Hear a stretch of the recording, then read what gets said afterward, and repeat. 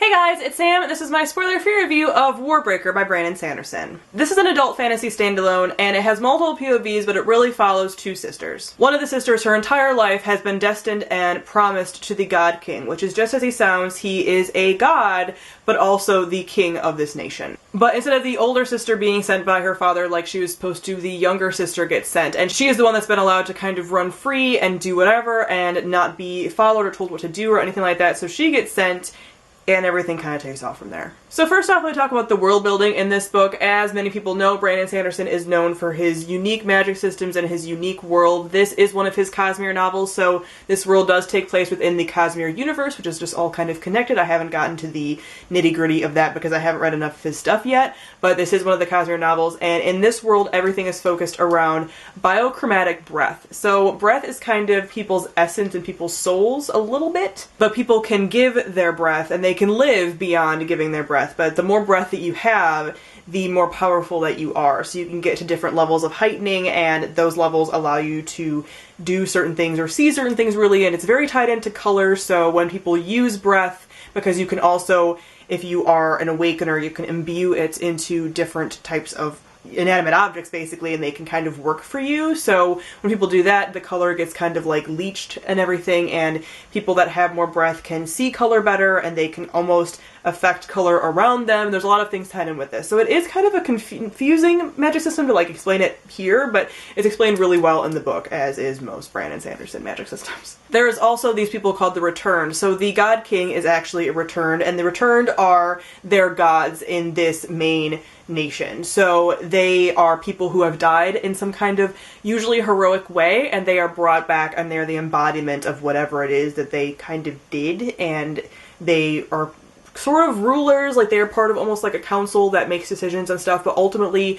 they are kept away from everyone, and they are just kind of seen almost as like lazy and not really doing anything, and no one really knows their like true purpose, and they themselves don't know who they were before they came back, and they're kind of one of the core elements of the world, and they're also core characters, so I'll talk about them a little more later as well, but they are a core element of the world. So I enjoyed this world. It's not my favorite of his two worlds I've read about so far. I do prefer the Mistborn world, but this one is still really fun. It is more of a political kind of intrigue story and world, so there's a lot of those moving pieces that I really enjoyed, and I did really enjoy the element of breath and kind of making things work for you, and just that kind of element of also like power and how breath works and how people, you know, try to take that on and stuff like that. So that whole system of power and also using that power was cool. Next, let me talk about the characters. This is told in multiple POVs, so the first POV that you even see is actually my favorite character, and that is Vasher. He is great. He's kind of like a roguish type character, and at the very beginning we discover him just doing bad things and kind of breaking out of prison, and he actually has a sword that talks and that is created to destroy things. You don't really know what it's supposed to destroy at this point, but you can tell it kind of has like this purpose, but it's a kind of snarky sword, and him and his sword's interactions are hilarious. So he is my favorite character, I think, in the story, and one of the things for me that kind of sucked about some of the story, and maybe why I didn't rate it as highly as I've rated other Brandon Sanderson books, is that Vasher is a part of the story, and he has different chapters that do come up, but ultimately you don't see him a ton until the last 25% of the book, so I love him so much, and we don't see a ton of him. Then we have Venna, and she's the girl, the oldest sister, who was supposed to be sent to marry the God King, and she ends up going to the city that the God King is in after her sister goes, and she ends up just in a bunch of trouble, as people do when they go to these big cities and do things.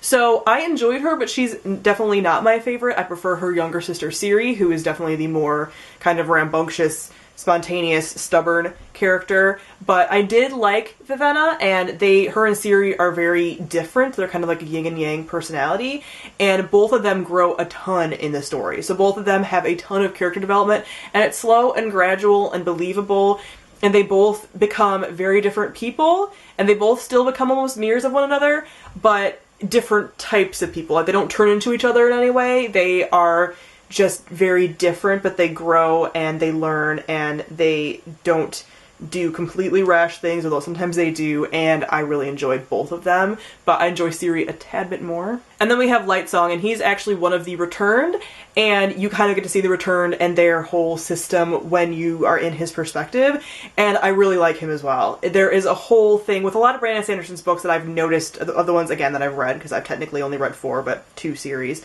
and he does comment on religion, and I like having religion in my fantasy books a lot. Like, I am not a religious person, but I like seeing it because it is so indicative of, like, the culture and stuff like that. Like, it's very important, even if you're not religious, religion impacts you based on, like, cultural norms of things and the religion that's dominant in whatever culture you live in.